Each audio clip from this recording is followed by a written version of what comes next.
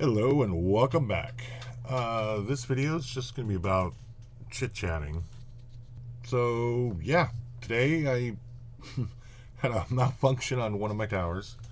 The server I just got done building, the jellyfish server, and I had a power issue in my garage. One of the wires blew out.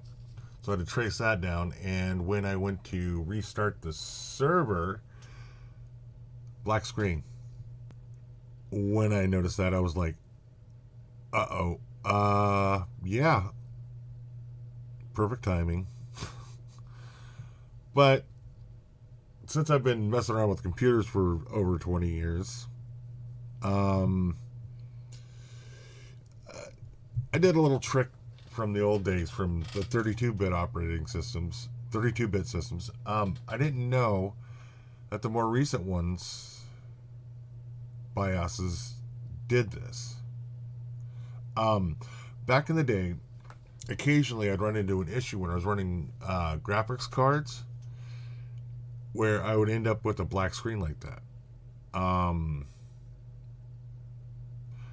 Usually I'd have to flash the BIOS. Not flash the BIOS, but pull the battery off and hit the power button to reset the BIOS and get it to come up, put the card in, set it for the PCI slot, and this one did that. It is 12 years old, and I didn't know that 64-bit systems 12 years ago did this. It's an Intel dual core Alder Lake, I think. Alder Lake. Maybe it's a Celeron. I'm not sure. I'll have to look up the specs. I've forgotten on it. But yeah, I figured I'd just throw it out there that an old trick that I used to do to get that to come back, if flashing the BIOS or pulling the battery off and hitting the power button didn't work on it. If you have a spare video card, pull your original one out, cycle the power on it.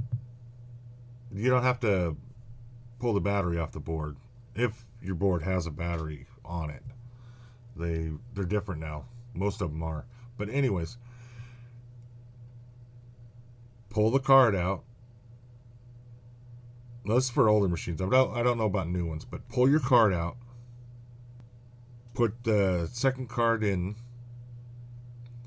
Let it run.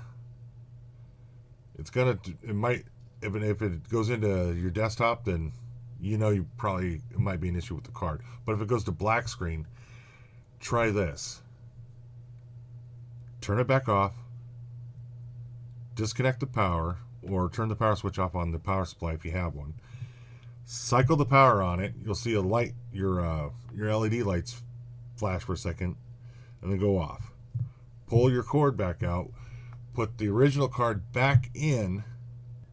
Reconnect the power. Return on the switch, and turn it on. That's for people who don't know that old trick. I had to do that, I don't know, dozens of times back when the Pentium 4s and the Celeron processors, 900 megahertz, 1.3, 1.5, 32-bit systems. So, okay, on to the next bit. I was running Seduction, and I was thinking I didn't know if I should do this part, because I don't like to talk bad about any of the distros or do any negative feedback. Talking bad about them is a negative thing, but I didn't mean to say that way. I was running Seduction on my main tower, bare metal, and everything was going good. I was running for about 2 weeks, and about 10 o'clock at night, somewhere between 8 and 10 o'clock at night, I was doing some research, and I noticed I had an update. I run dual monitors on a 1050 Ti NVIDIA, Um,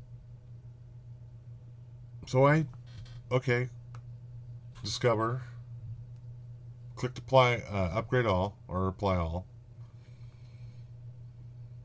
And as I'm reading this article, I forget even what the article was. It was something I decided not to talk about anyways, but I was reading this article and my monitors flickered. I was like, okay, well, maybe they're updating the graphics. So I take a look at my left monitor, and right at the top there was an error. It said, cannot finish update, or something. I'm ad-libbing. Cannot finish update. 0 room left.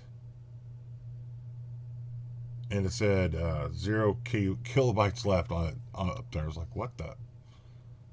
Oh, crap. So I minimize all my windows, and my bar down at the bottom had completely changed. It was this. Honestly, I didn't like the coloration of the blue that they did. They chose that popped up on it, but it had, the whole thing had changed. The desktop had changed. It was a different desktop background. I was like, what the heck? I was like, oh, okay, well, I'm going to have to reboot. And I know there's a command to uninstall all the updates you just did. And at that time, I didn't even, for the life of me, I didn't even think of it, honestly. So I went ahead and rebooted. Came into my login screen, the SDDM, and typed in my username, typed in my password, nothing. Okay, cleared it out. Maybe I just misspelled it, mistyped it, whatever. Typed in my password again, nothing. Typed it in one more time, nothing. I'm like, oh, crap. Well, thankfully, I didn't really lose much work. I was actually recording a video off of a DVD for a backup that I own. And it was actually an episode of The Witcher, which is, because I was going to put it on the media server. Thankfully, I'd only had just a few sound files I was working on and a couple of videos I had uploaded, but I can re-download those from YouTube, thankfully, and put them on my backup drive inside my system. But anyways, so at that point, I couldn't log in. I was like, what the heck? So I rebooted again, tried to drop to a TTY. It wouldn't let me. I tried various different TTYs. It wouldn't let me drop down to a TTY to figure out what was going on. I even tried to get into the recovery, and either I was missing it or I probably was just missing the recovery part of it and couldn't get into it. Okay, so I'm thinking to myself, okay, I got a couple options left here. I don't want to spend a lot of time on this. I haven't done a lot to it. Haven't been in it long. I've been in it for like 2 weeks. I've already transferred everything I needed off of there the day before. So I grab a live USB, a copy of, I had Ubuntu on there. So I put that in there. Went into the live environment, hooked up my external hard drive. Going, okay, I should be able to just drag and drop some files off there, just to get it off there. I was gonna reformat the drive anyways, and just give it another try. Maybe I was thinking at that point I was just giving it another try. Maybe there was something I did wrong, or I couldn't get into my main hard drive. I was locked out of it. Permissions denied. And that's on my home directory. And I didn't encrypt it at all. So I don't know what happened there. I have a suspicion what happened with those updates. Potentially, maybe some configuration files, maybe. I'm not going to go into that, but yeah, I see the only reason that made me think of the configuration thing was because I did that to myself when I was building a distro for myself one time. Yeah. I don't think I did anything wrong on that one. I think it was an update that was pushed down.